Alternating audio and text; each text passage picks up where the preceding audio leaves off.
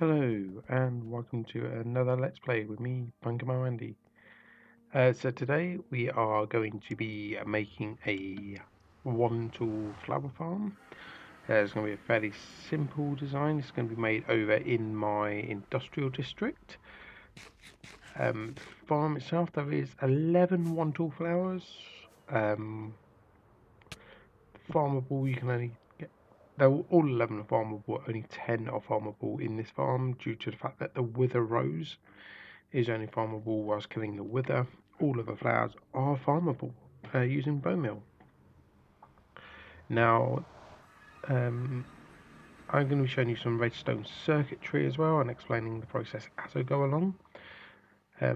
Before I get on building it, I'm just going to apologise now as I'm having to do this as a voiceover. Now I'm doing this as a voiceover rather than talking whilst I'm playing because I originally done that and left my microphone on mute. Such a silly mistake I made there. So I'm just going to go get some sleep here. So sometimes the audio may not quite match up to the video, but I am watching the video whilst talking. So yeah, I haven't done a voiceover in, I'm going to say it's over a year now. So yeah, so apologies if it doesn't quite meet up to my usual standard. So I'm just at this point in the video, I was just talking about location because I want it near the other flower farm. I was just checking what spawners were down here. As it turns out, I've got a triple spider spawner down here. All cave spiders. So I will at some point be making this into a farm. Not too sure when. Hopefully it'll be before I move into my new base.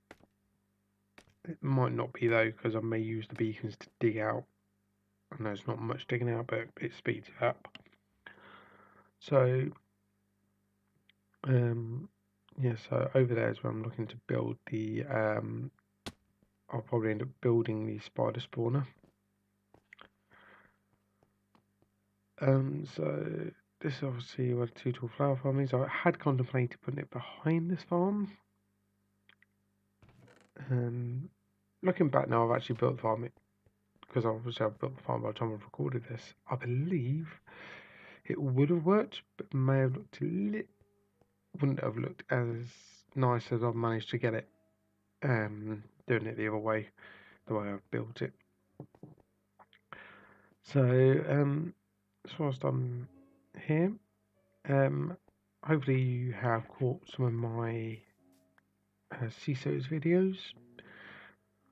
They are coming out daily. Obviously, I did lose my voice for quite a while, so doing the daily CISOs, it kind of took a back step, and I literally just stuck to my Throwback Thursdays and was a Friday series. I am looking that there is a potential in the near, I'll say near future. In the future, I'm not going to say near future because it might not happen. That near is I'm looking at the potential of doing a modded Minecraft series. Not too sure when if I do, but I am definitely looking at the potential of a modded Minecraft series. So what I'm doing here is I'm just working out where the centre of the farm is going to be. Getting rid of all this water as well. I want to make sure there's no spawning spots for mushrooms as well, because I want as many of them as possible spawning in the farm I've made for them.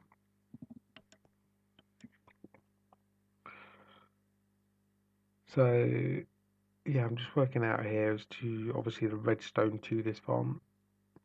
And you'll also see my take on a dispenser clock, because I build my dispenser clocks different to most other people. There's two main types of circuit for a dispenser clock. both of them in the main designs do not always fully empty the dispenser, whereas my design guaranteed the dispenser being emptied.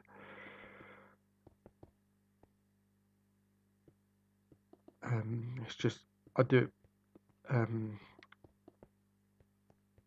I think my design itself, the way I design it, we don't use money in Minecraft, but in terms of gathering resources and time put into getting the resources for the clock, my one is slightly more of a grind to be able to get the clocks there. In terms of it, the actual size of it, it's one longer and one narrower, meaning that you take up 9 blocks for the normal circuits. Mine's only 8, so it is a bit of a different circuit, and you'll see why it's classed as being more expensive when I build it.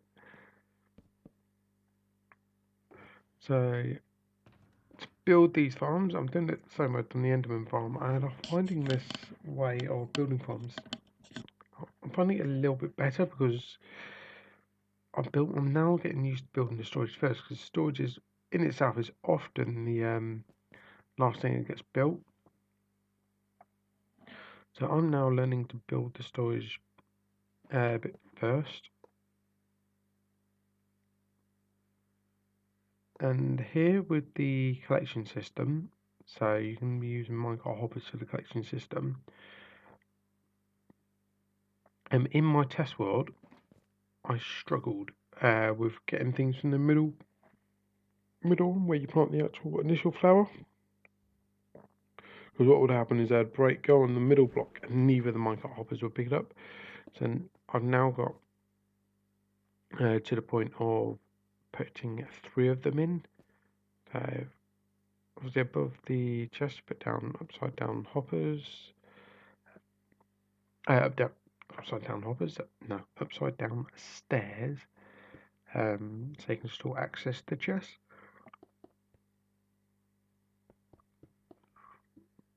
So let's get all this built in.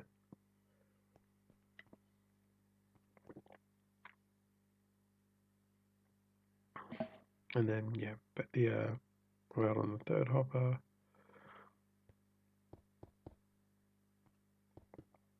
And then fill this in so the minecarts don't go everywhere.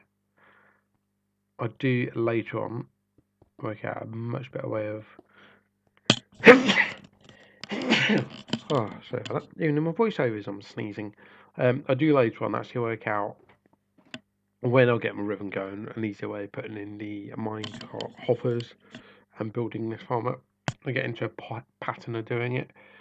As you would do with any farm, it's you start getting experience and you think, oh, this is much simpler for me.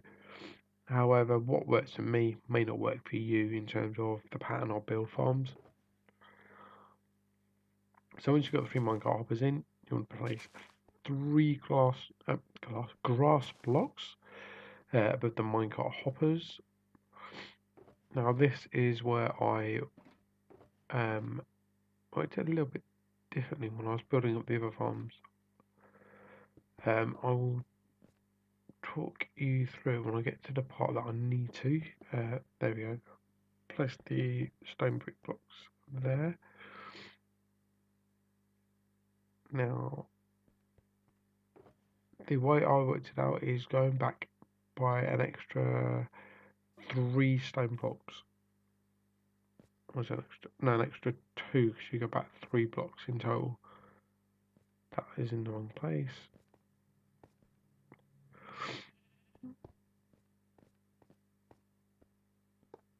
And the reason is putting in the sticky piston that I'm about to put in a minute. And that, where I just took damage out, I had no idea as to why I had taken damage. It was just so weird. So yeah, so as you can see, I put an extra 2 blocks back. Make too many mistakes.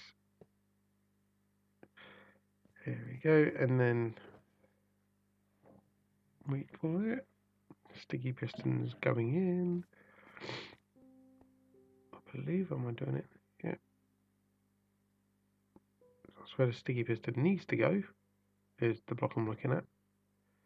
Me being me, on this occasion, put in the redstone torch first, break the blocks I need there. Because, yeah, I have no idea why I'd done that. But like I say, doing it later on, I put in the sticky piston first and then the observer, because it does work out so much easier doing it that way around. But yeah, redstone torch on the back and then sticky piston in there. I think I struggled on this bit, if I remember.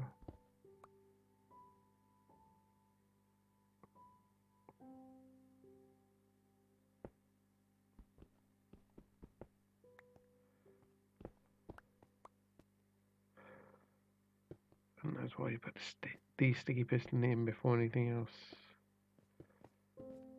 Because then what you need to do is go one more block down below the sticky piston and a bit of redstone dust, because what I do is I'll grab the grass block, and then once a flower grows, the observers will detect that, and then the observers will fire the sticky piston to retract the block.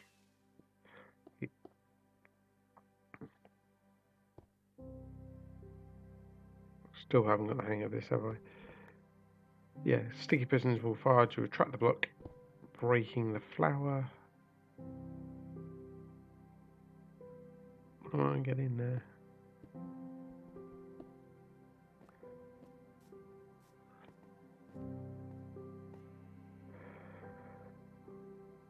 I haven't learned on this one, have I? Because I had almost learnt, because I hadn't actually put the redstone torch in. I'll do that in a minute. I actually cannot remember how I did it. Yeah, so what will happen is observer will detect, turn off the redstone torch, retracting the sticky piston, and then firing it back out to put the grass block back in place, which you'll see in a couple of minutes when I do it. And then this is where I'll start building out, I believe, to put in the redstone circuit that you're going to see. It's the redstone circuit, once I explain it, will become a very simple. It's a simple redstone circuit. Basically detects if there's items in, and then just constantly fires until the items are all gone.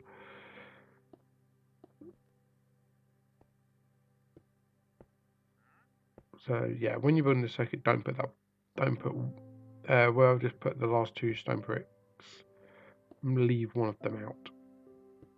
When building the circuit, you do not need a 3-wire platform. You need 2, but I'll build them all 3 so it's symmetrical. So what you would do is find which block you want to put the observer powering. So I do it in this one. Just goes there, and then stone brick there. Another observer when I get there, facing the original observer with block in between. A sticky piston behind the observer, because once you've got I actually learned how to do the sticky pistons later on after a while without having to place that block there. Don't need to put the you can put the observer in first and you'll still be able to do it.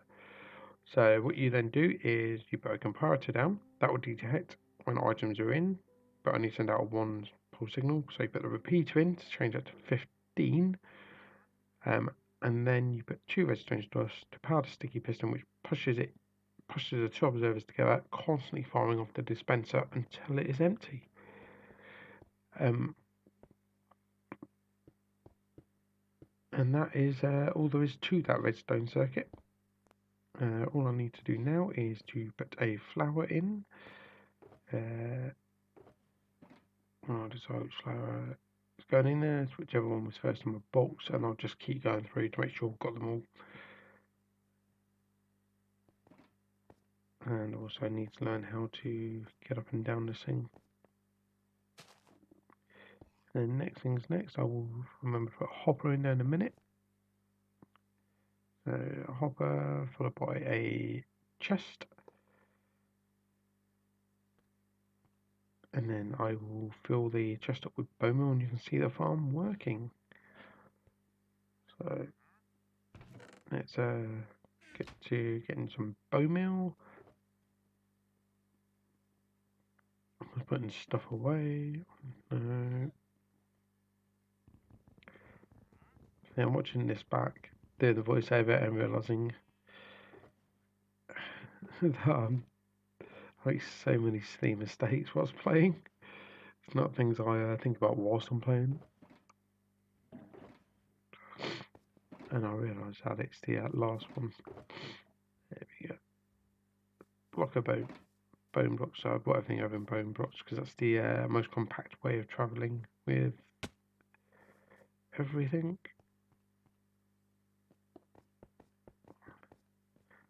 Yep. So let me show this off. So convert all this to bone meal. You'll see this redstone circuit in action. It's important to make sure there's no grass blocks around this farm either, because in my testing world where there was, flowers grew out, so I had to encase everything in a non dirt or grass block. If you need to convert this to a Java one, because you can make this figure for Java, that's what you need to do. Block there with redstone dust on top, and it'll power the sticky piston as well. So the circuit works on both Java and Bedrock. There's a slight modification for Java, but not much. As you can see, one bit of bone meal in, fires off. If I put a few more in, you'll see that the that's in the video where I explain how the circuit works, where it pushes the observers into each other when it's powered. So what I will do in a second is I'll just put some more in there, just so you can see what happens. But like I say, once there's nothing in there, it'll unpower, pulling the observer back, turning the clock off. So if I put in some bone meal, as you can see, the piston is firing off. See that now working, and I'll do eventually put blocks down so you can actually see. There's, see something grows and it pulls it back. Now there is a problem with this farm that I've discovered, and that is occasionally, and I believe it's when you load and unload the chunks, occasionally the grass blocks will pull back and convert to dirt blocks. So make sure if you're running this farm to stay in the area. It should, if you do break it, should eventually grow back anyway, because of the way grass blocks work. But it might also be worth keeping maybe a stack of grass blocks nearby for if it does break, then you can replace it straight away. But I don't remember it breaking whilst I was just showing it. But I will be back shortly after I've built the rest up anyway. And I'm back. So I've built the rest of the farm up. Are you ready to see it? Yeah, I've not done my usual cube design. I've slanted the roof, given it a little bit of a shape, glass roof. See, it's all working. Like I say, still getting the problem with the dirt blocks, but yeah, you can just replace them. Occasionally, if you load and unload chunks, the flowers will grow and break the farm as well. So you have to just break that flower and it works again. You can alternatively put a button in somewhere just to fire off each piston for if it does do it, which I might eventually do. Hopefully at some time they will introduce the ability for flowers to spread onto grass, because that will be very, very handy if they do that. But yeah, design is almost done. I need to add in buttons, so I might actually go back into the world and add that in. But as you can see, this farm is working fairly well. It's a fairly simple, fairly quick farm. So yeah, um, I'm quite pleased with the results of this farm, and also the difference between this and between Bedrock and Java is Bedrock you can actually select which single flowers you want to grow. I did know just with the dandelions and poppies, they give each other as a byproduct, which is a very weird. It's the only two flowers that actually give each other. The rest only do whatever flower you bone meal. So it's very, very weird. But yeah, it's one of them, and yeah, this would have been much easier if I had. This is because I went outside to that other bit because I was too far away. The redstone for this didn't quite work, so the farm just broke. So yeah, I need to put buttons in. But yeah, as you can see, I'm just getting red tulips. So yeah, that is going to be it for today, guys. If you are liking the content, don't forget to like, share, and subscribe. Leave me any comments below as well. I will be back in 2 weeks with possibly another farm. I'll decide by then. Thanks for watching, and I'll catch you in the next one. Bye.